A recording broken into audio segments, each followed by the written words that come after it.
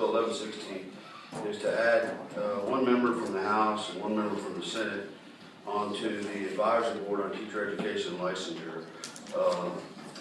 Mr. Chairman, committee, this bill provides an exception to the prohibition against service by a legislator on boards within the executive branch for the advisory board. However, based on where we're going with licensure, with a lot of teachers and some of these other things, having that information flow directly from some of those committees to us, as we often know, is a challenge.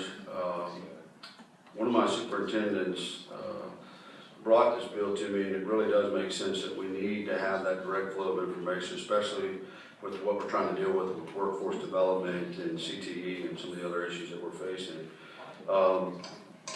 You know, we're in a crisis situation in teaching with the teacher shortage and some of those things. And so that was the genesis of the bill. This bill did come out of our body, unanimous both in the Ed and Health and on the floor, 40 to nothing. So that's the bill, Mr. Chairman. Doug, think about the result of the other body as a little consequence. Roger that. I just telling you that. That's the bill. Despite the fact that the senator has dented his bill, which was perfectly crafted before he arrived, I would move to report the bill. Second. If we could just slow the train down a second. Question from Delegate Lamont.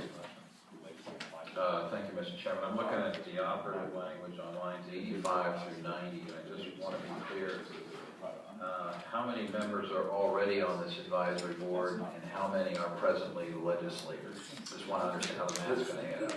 There are no legislators on this board right now, per se. The number, I'll have to go back through and look. I think 3 non-legislative citizen members. So we kind of list that going through. So I'd have to look at the bottom and see what the total is. But from 85 down to, I think, the end of 114 kind of lays that out. So 21 non-legislative citizen members to be appointed by the Board of Education, 10 non, and it kind of goes through that. So there's far exceeds civilians compared to elected representatives. This is really, Delegate, an opportunity to get 2 members from each body in there so we can hear what's going on and the dialogue that's going on. Delegate Lamont. So just, it's the total I'm looking at. In line 89, looks like current law says 21 members total. And the 21's not changing. So if we're adding 2 legislative members, does that mean we're subtracting from somewhere else? No, I don't believe so. So we'll have to change that number to reflect those changes. So it'd be 23 total. Unless council has a different idea. So 23 total with your bill is the way that would add up, even though the number 23 actually doesn't appear. Okay. Not that it needs to, I'm just trying to understand it. Well, if council has looked at the bill, Mr. I Chairman, don't want to screw it up. I'm not going to be an attorney. I just want to make sure it's right. yeah, that's correct. So currently it's 21 non-legislative citizen members, and then with the addition of the 2 legislative members, it would now be a 23. I would withdraw my seconding motion for the purpose of an amendment. No amendments required. Yeah. It just automatically happens. Yeah, even though 23, Mr. Chairman, doesn't appear in the bill, this is now going to be a 23 member board.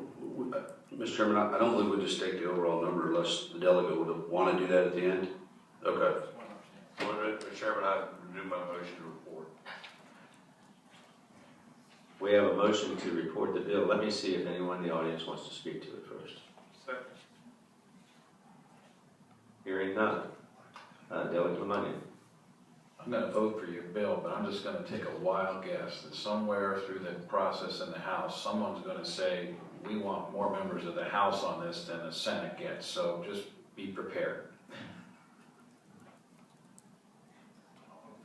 It's been properly moved and seconded to report the bill. Any further discussion? Hearing none.